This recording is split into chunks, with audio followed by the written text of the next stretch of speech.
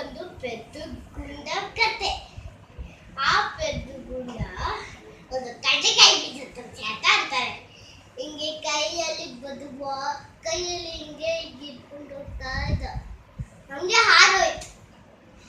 ಆಮೇಲೆ ಕಾಲ್ ಕೊಡಪ್ಪ, ಇಲ್ಲ ಸುಮ್ಮನೆ ಸೊಪ್ಪುಗಾರ್ ಮಾಡ್ಕೊಂಡು ಮನೆಗೆ ಹೋದ.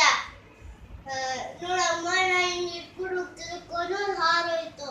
ಬುದ್ಧಿ ಜನರಿಗೆ ಯಾರು ಕಾಲಿಗೆ ಇಟ್ಕೊಂಡು ಹೋಗ್ತಾರ, ಅದನ್ನ ಜೋಬಲ್ಲಿ ಹಾಕೊಂಡು ಬರ್ಬೇಕು.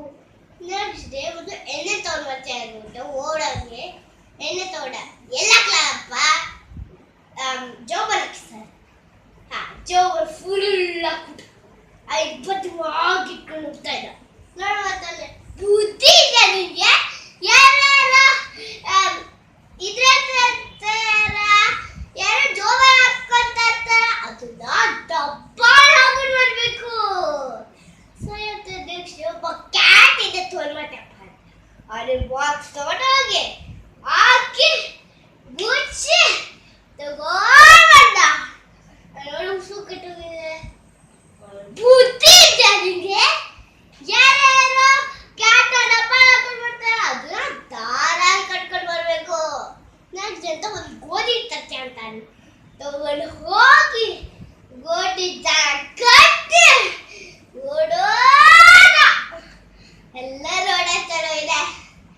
ಆಮೇಲೆ ನೋಡಂದ್ರೆ ಬುದ್ಧಿ ಇದೆ ನಿಮಗೆ. ಯಾರು ದಾರ ಕಟ್ಕೊಂಡು ಬರ್ತಾರೆ, ಅದನ್ನ ಹೊತ್ಕೊಂಡು ಬರ್ಬೇಕು.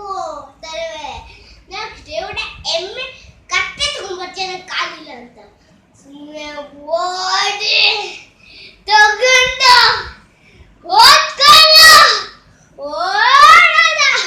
ಆಮೇಲೆ ರಾಜ್ಕುಮಾರಿ ಗೊತ್ತಿಲ್ಲ, ಅಲ್ಲಿ ಯಾವತ್ತೂ ನಗ್ತಾರೆ ಹೇಳಿಲ್ಲ. ಆಮೇಲೆ ಅವ್ರು ಹಾಕ್ಬಿಟ್ರು. ಅವ್ರು ನೋಡಿ ಅಷ್ಟು ಕಾಯ್ದು ಕೊಟ್ಟು ಮದುವಾಗಿ ಮನೆಗೆ